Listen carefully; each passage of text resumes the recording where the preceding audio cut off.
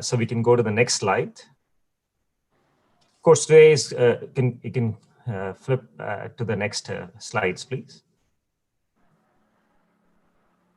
There are a few videos, so bear with me and can go to the next slide. Dr. Iyer, you can control the slides from your end also. I can. So do I just hit the? Yes. Oh, okay. Yeah. Okay, very good. Okay, so obviously we are in a three-prong approach, and I wanted to give you the one therapy that has changed, has been a game changer. Dr. Agarwal talked about a game changer in CML. So is the case in diffuse large B-cell lymphoma, a very different disease, obviously. So I want to give you an overview of that. Before doing that, the principles of immunotherapy that's taken us so long to get to the point of using the holy grail of immunotherapy, and talk to you specifically about the AutoCART, especially the Zuma one, and touch upon Juliet and Transcend, and also the management of CAR-T. Obviously, the CAR-T is yet to make its inroads in India, but there's a lot of excitement. I know there are groups, at least 2 groups in India that are trying to work in Bombay and also in Bangalore that are trying to bring a CAR-T by early next year. That being said, let me move this, I guess, in the right direction. So immunotherapy is a hallmark of cancer. This is Hanahan and Weinberg's presentation of how the immune system is supposed to recognize and eliminate cancer, but many times, obviously we know now that the cancer cells have a way to escape that. And what is required for this immune recognition is this 2-signal theory of signal 1, which is the class 1, which encounters the antigen, and the class 2 is the co-stimulatory molecule. And the class 1 in this case is represented by the CD3 and its engagement with the right antigen. And the class 2 is represented by many co-stimulatory molecules such as CD28, CD137, OX40. These are all the co-stimulatory molecules.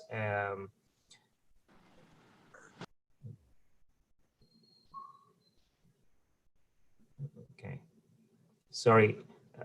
So the whole idea of CAR-T was developed. I think I'm moving the slides a bit too fast. Okay, here we go. The CAR-T development from discovery to FDA has been a long journey based on this 2-signal approach. From the year 1980, from when Dr. Iyer in Israel first developed an antibody with a TCR and transfected into a cell, since then till the work done by Carl June and Kokendorfer, Steve Rosenberg, and came along the various companies that out-licensed some of this work, and with the idea of, instead of taking a cell and trying to make it recognize class 1 and class 2, why not transfect the class 1 and class 2 itself into an immune cell of the patient and give it? And that with that idea, the CAR-T came about, and now we have at least 2 CAR-Ts approved in diffuse large B-cell lymphomas and 1 in mantle cell lymphoma. And the advantage of the CAR-T is HLA independent antigen recognition. Therefore, it has a universal application. It's target based. Initial approaches, iterative approach, is single target based, whether it's CD19 or BCMA, CD20, CD22, and the targets are increasing in number. Now you have dual CARs, triple CARs, multiple CARs, and you can generate these tumor specific T cells in days to weeks. It's active for both CD4 and CD8 cells. There's a minimal risk of autoimmunity or GVHD, even in an AlloCAR, and I'll show you, and it's a single treatment. There's not an instance where one single treatment can actually cure a treatment with active disease. Now, transplant can do that, but transplant, the principle, of course, is consolidation. Here, even with active disease, with single infusion, you have a living drug that is able to treat the disease. And the construct, this is just an example of the construct of class 1 and class 2. The class 1, of course, is the TCR complex, which is represented by the CD3. And the class 2 is a co-stimulatory molecule. But basically, what it needs is the specificity of the antibody target recognition. So in this case, this tumor-associated antigen, single chain FV, is the target. And that, when you combine that with the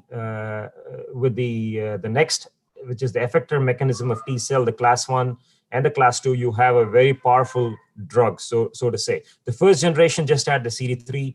The second generation had the combination with the costimulatory domains such as CD28, 41BB, OX40. The third generation, which are on its way, consists of several costimulatory domains along with the antigen and the CD3.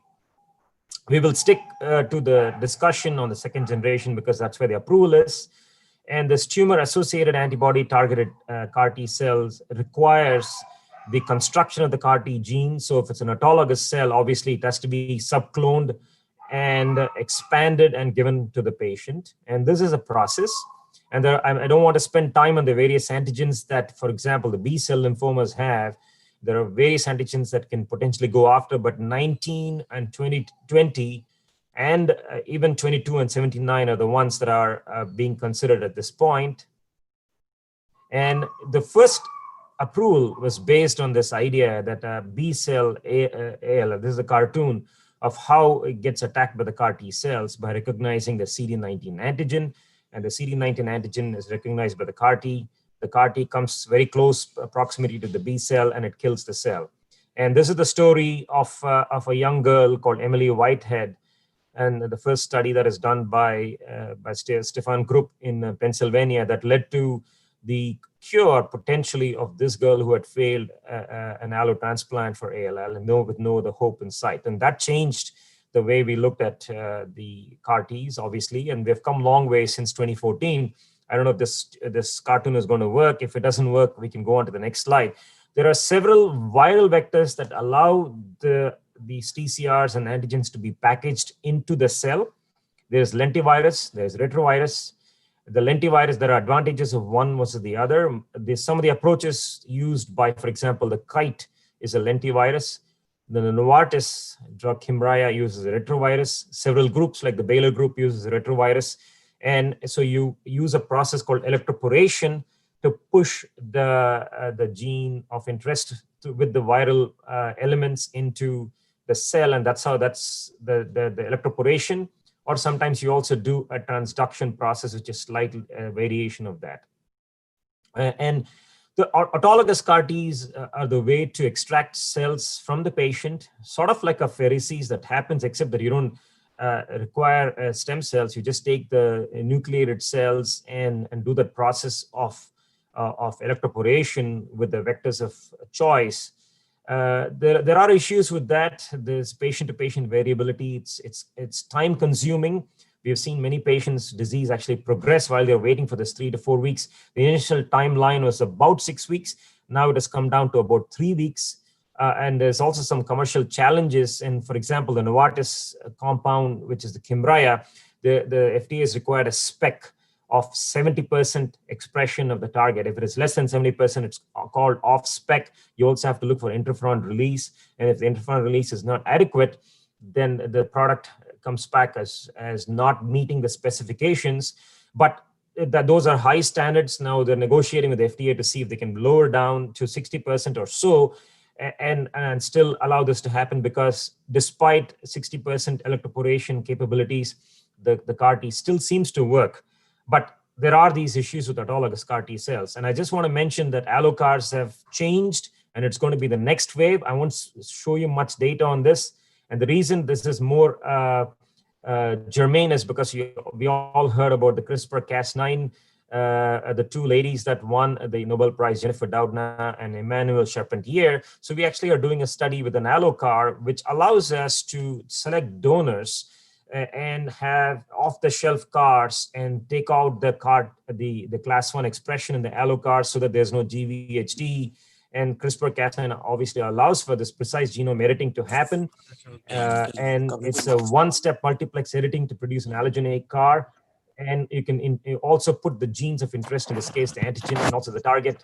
So that's one way of doing it. There is also another approach that is done by, spearheaded by Hari Parameswaran, who you know very well. The current manufacturing process takes time. He uses a Milteney technique that allows the live production of a closed system and creation of a CAR T that can be infused within about 7 days.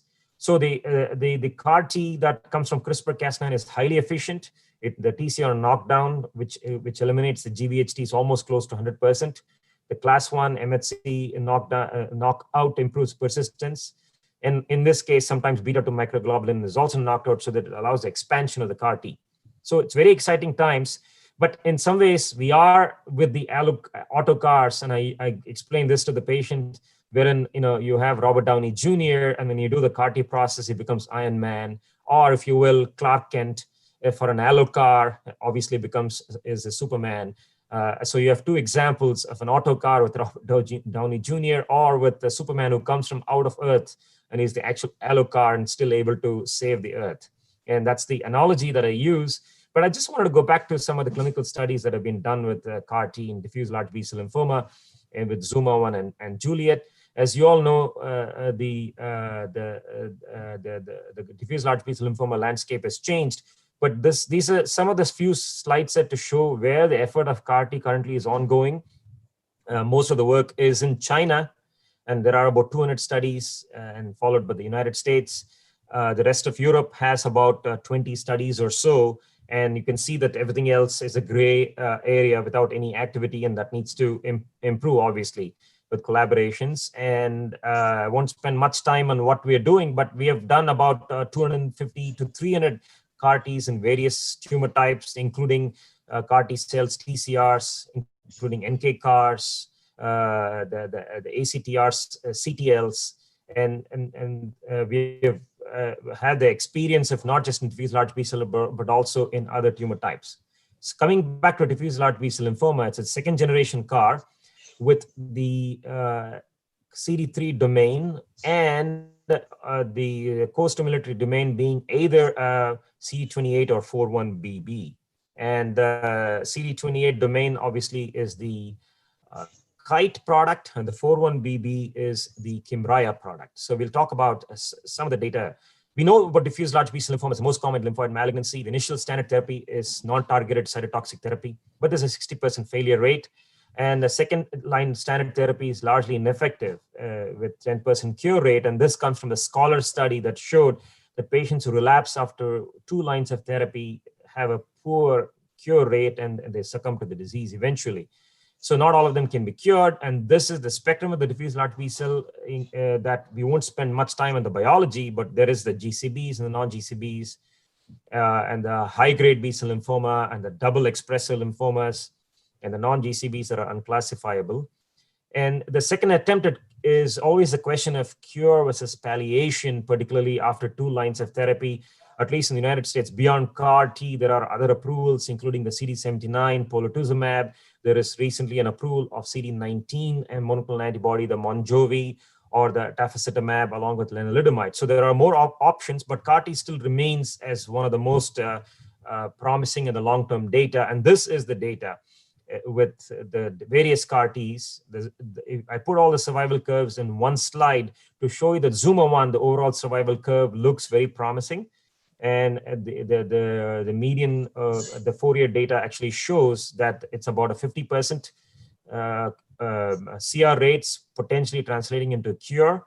Juliet, very similar. The CR patients are the ones who live longer. Transcend is with the Lysocell, and I'll spend a few seconds on talking about that. And very similar data, which is not yet approved, but very likely will be approved very soon. Okay. So एक PDF अलग बनाना, attachment का अलग बनाना है. Right. Okay. Dr. Satyendra, mute Background noise. But I wanted to talk to you about the Zuma-1 phase 2 study design, which is the Escarta or the Kite. It's a multi-center phase 2 study, which is in 2 cohorts. The cohort 1 was refractory diffuse large B-cell. The second cohort was primary mediastinal large B-cell transformed follicular lymphoma. And it had about 20. The majority of the patients were diffuse large B-cell lymphoma. You can see the key inclusion. The treatment included leukapheresis, no bridging therapy. That's the important part. The patients were given a conditioning therapy of Cytoxan and fludarabine to allow these cells to go in, because previous studies had shown that without conditioning therapy, there were issues. Either the CAR Ts wouldn't work or there were toxicities with the CAR Ts. And the primary endpoint was overall survival rate, and secondary endpoints are duration of response. So there was a pre-specified interim efficacy analysis in 50 patients. And you can see the data on the next slide.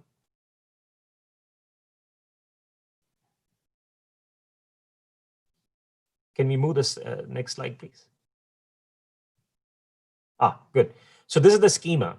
If you look at the schema of the CAR-T, and this is true for most CAR-Ts, you have leukapheresis, and that timeline is variable. Today, it's about 17 days for SCART. There is conditioning chemotherapy. So you start your day with -5. It's 3 days of conditioning therapy of Cytoxan and fludarabine. So day -5, -4, -3. And sometimes we use growth factors on day -2, -1. And the patient is admitted overnight, so which means all of this is done as an outpatient. And day 0 is the infusion. And then this toxicity monitoring that goes on for 30 days. I also marked this note for day 14 because most of the issues happen in the first 2 weeks after infusion. Why? Because the cells proliferate, and I tell the patients that each cell, so these cells are given in millions, about 100 million cells, each cell multiplies by about 10,000. So it creates a lot of noise, creates a lot of cytokines. And the end of it around day 10 to day 14 is when it kills the target cells. So all the activity and the noise happens in the first 2 weeks, and eventually the patient's potential side effects recover, and then they're ready for assessment by day 30. Next slide, please. Okay, so the CAR-T expansion, as I told you, is about 10,000 times, and this is early studies that were done, and persistence after axi-cel lasted for as long as a year, so with a median of about 3 months. Next slide. Sorry, yes, sir, you can have the control over you. Okay, I'm not able to move the slides. Touch on the slide, sir. Oh, touch on the slide. Okay. Yeah. Okay, good. This is the baseline characteristics of this diffuse large B cell and the primary mediastinal B cell lymphoma and the follicular transformed lymphoma patients. Median prior therapies are at least 3 to 4, with up to 7 or 12. The IPA score is also high, and you can see that many of them are relapsed refractory entering into this phase. About 20% had prior transplants. And the Zuma responses at 1 and 3 months, you can see the initial responses, the best CRs were about 52%, 3-month CRs were about 39%. And the significant response of about 76% was versus the historical controls, which I showed you earlier, was a scholar study, was about 20%. And so dramatic improvement. The CR rates with greater than 3 months of follow-up, it differed in patients between based on how they entered the treatment protocol. Refractory to second line, about 47%. Post auto transplant, there were a small number of patients, but 75% of them achieved a CR.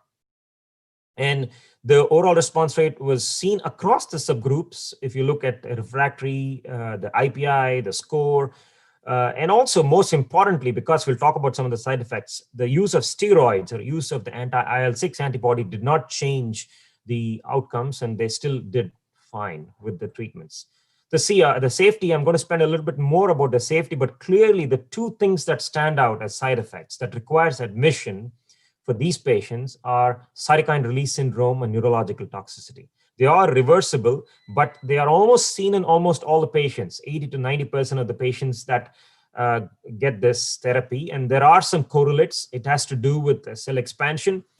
It also has to do with the disease burden. And those are the two main parameters that we see that correlates with CRS and to a large extent to the neurological side effects. And we have now great ideas. But I want to show you some clinical vignettes. So this is a 62-year-old male with diffuse large B cell, went through this usual R-CHOP, R-GDP, R-ICE, and also lenalidomide with Rituxan, no response to the last 3 lines of therapy.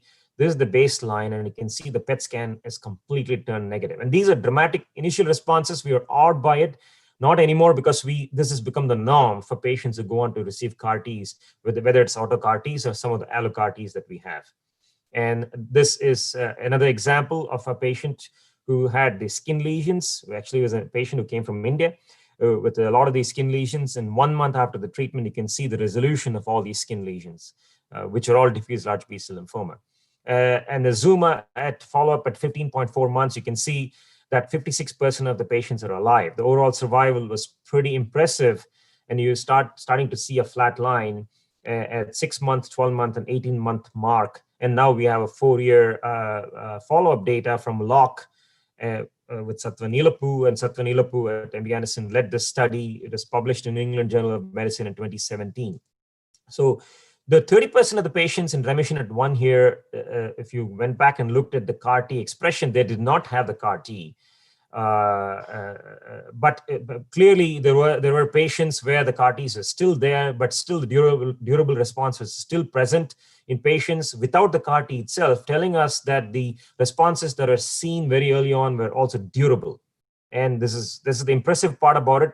But there is something to do with the persistence of CAR T, and we don't know what that cutoff is, whether it is 1 month or 2 months or 3 months. But clearly what we're seeing as a pattern is that if the response lasts for at least 3 months to 6 months, I think they're good. Beyond 6 months, if the response persists and they maintain a CR or even a PR, that's a good sign. But anything less than 3 months, the biology is very different.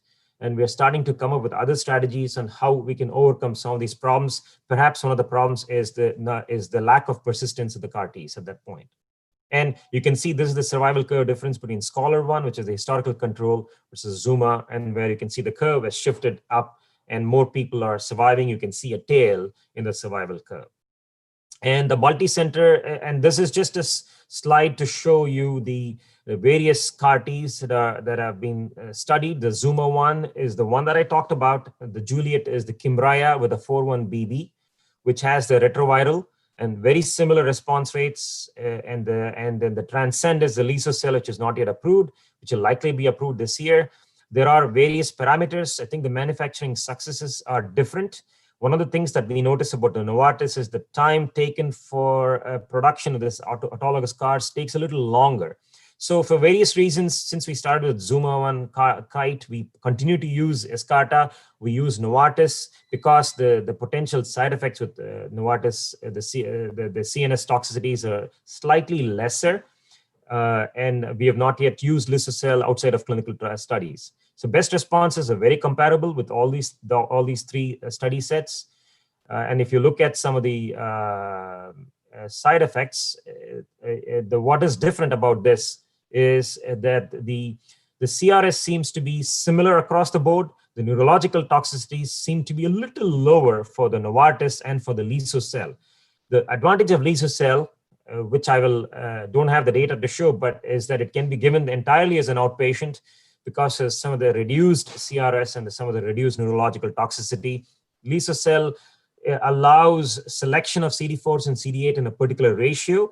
So the transfection, and they also look at the senescent T cells and remove the senescent T cells, which might also contribute to relapses. So there is some tinkering that goes on with the autologous T cells in the Lysocell product. And we will see that would potentially be used more in the future once it gets approved. So I want to spend some time on some of the side effects. And cytokine release syndrome happens in patients, as I told you, from day 0 to the day 14 because of these cytokines. And the cytokines, there are different cytokines that come in waves at different time points. The first set of early phase cytokines are immune homeostatic when they're expanding, the IL-2s, IL-7s, and IL-16s. Then you have the middle phase, which has inflammatory cytokines, which predominantly is an IL-6 mediated approach, and then you have the others. And then it shifts to your actual cytotoxic cytokines, which is the TNF-alpha and interferon gamma. And finally culminates in the granzymes and perforins, which actually allows the CAR T to go into those tumor cells and kill them. But the problem is in the middle phase with the IL-6. That's where all the toxicities come from, in the middle phase, and to some extent in the initial homeostatic phase because of another cytokine called IL-1 beta. So between IL-1 beta and IL-6, the reasons why you have this toxicities. And this is just a snapshot of the cytokine storm and very good data set that is collected. But if you look at some of the correlates, IL-6 levels is the one that correlates with the severity of CRS. IL-6 can be measured, but it takes time. And what is a surrogate for that? C-reactive protein. C-reactive protein in some ways also correlates with CRS severity. And so we use that as a surrogate for IL-6. One other clinical surrogate that we often use is fever. And this is a good example of this 34-year-old patient with diffuse large B-cell lymphoma who went on to receive Axi-cel or Yescarta. Received the infusion. You can see that the temperature spiked on day 1, day 3, and day 5. And initially, there is a management protocol algorithm that we follow for CRS based on the ASTCT 2017 guideline. But eventually, if the fever doesn't go away within 24 to 48 hours with Tylenol, and with if it doesn't cause a grade 2 and beyond CRS, we use this anti-IL-6 antibody, tocilizumab preferably.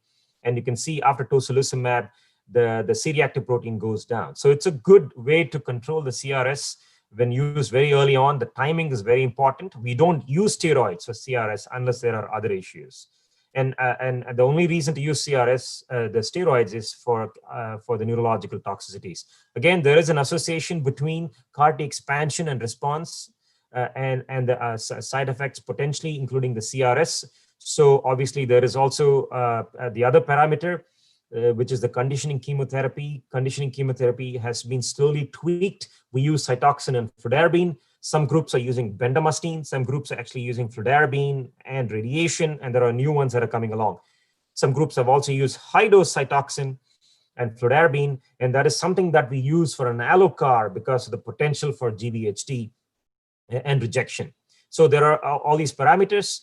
One thing I have to say, the tocilizumab steroid use in these studies did not change the responses, but steroid use, it affects the neurological problems. So if you would prefer not to use steroids, you would not use steroids in our patients. The one other parameter that also causes CRS is the disease burden, particularly in leukemia. In leukemia, the disease burden and also the compartmentalization in the blood, the cytokine storm, is also much higher. And one of the ways that we monitor the neurological toxicity, it's now called ICANS, ICANS, is by this mini mental status exam, which is now modified. One of the key things is handwriting. As you can see on day 4 at 9 a.m., that's the handwriting with a good score. At day 5 at 1:30 p.m., you can see the handwriting getting worse, and the patient gets tocilizumab and some improvement. And by day 6, 9 a.m., you can see that the handwriting is back to normal. So it's very dramatic. It's very reversible. It's a dramatic phenomenon. And sometimes it is not so. We have to take the patients to the unit. We have to give them high-dose steroids. There are protocols for that. And we sometimes have to intubate them as well. We have to call the ophthalmologist and neuro-oncology, the neurology services to help us out, do EEGs and many things, and take them through a supportive care process. We have also found that HLH can also happen because these CAR Ts are too powerful, and these CAR Ts can start attacking the bone marrow, we've had instances where HLH have been very severe, which have been managed like an HLH that might happen in other situations. So I won't spend time, but this is the CART Talks guidelines. We meet every week to talk about every patient that goes on CART. This is headed by Satwa Nilapu and Ijesh Paul, who run the CART Talks committees, and it's a beautiful program. I think you can all have a chance to visit that. These are the treatment algorithms for CRS. I'll be able to answer any questions later on. Won't spend much time, but wanted to spend a few seconds on the patterns of failure. There is this patterns of failure that is seen in patients who fail this within first month of primary resistance. And there are responders for the most part, but even in the responders, there are patients who relapse early. It's about 20% of them. And there are people who relapse late. And even in the CRs, the durable CRs, about 40 to 50%, as I mentioned. The late relapses are beyond 6 months. They're about 5%. And the early relapses, the one between 3 to 6 months, is about 15%. They're all different reasons why it happens. And I won't spend time. And these are all the potential causes for the CAR T failure. It could be tumor related, could be the product itself. It could be the host features, including the comorbidities. Microbiome is a big player in this. And these are some of the markers that have been studied in Zuma-1. Clearly, what was seen was this peak CAR and CAR AUC, which means the time it takes for the CAR T to expand, and the expansion and how high it remains. It seems to be one of the reasons as a marker for durability of response. And with different CAR products, you have different answers. And obviously, this is something that is going to be investigated in the future. Primary resistance is a big problem for CAR T. Even though 50% are cured, 50% are not cured. Again, we have this 50% problem with transplant. Now we have 50% problem with the CAR Ts. And the primary resistance come in various shapes and forms. One such form is the overexpression of exhaustion markers, which is PDL1 in the tumor type, as a way to escape this CAR T. And there are many other reasons, including the BTK pathways. So we are combining them with acalabrutinib. We are combining them with anti-PD-1, anti-PD-L1 antibodies. ZUMA-6 was a study with an anti-PD-L1 antibody. The data is yet to come out. And that being said, I think one of the ways to improve the efficacy of CAR-T is to try and understand what happens. And then yet there's another problem. There's antigen escape. CD19 negativity is a problem, and it's seen in majority of the patients where there's primary refractoriness, and we are trying to understand why this happens as well. And so one of the reasons is because the senescence of the CAR-Ts, and also because the way the tumor itself edits its CD19. And we have some strategies to make sure that the CD19 remains upregulated all the time. Another way to overcome this is to have dual targets, CD19 and CD20, or even CD19, 20, and 22 as triple targets. So there are many approaches that are being ongoing right now. Off-the-shelf CARs also are helpful. And we talked about the AlloCARs and the approaches taken by Hari and others. There are advantages that are yet to be approved. There are obviously challenges with GVHD, but it's an exciting time for us to be in lymphoma, not just in lymphoma, but also in other tumor types, including solid tumors. And I want to end with this. This should be 2020 CAR-T options. This is 2018. You have Zuma, Juliet, and the Transcend. Clearly, you have great options for diffuse large B-cell lymphoma through immune therapies. Now, beyond 2020 is the combination therapies. You have the triple CARs, you have the multiple CARs, and then you have the ADRs, the allo-resistant CARs that are also applicable.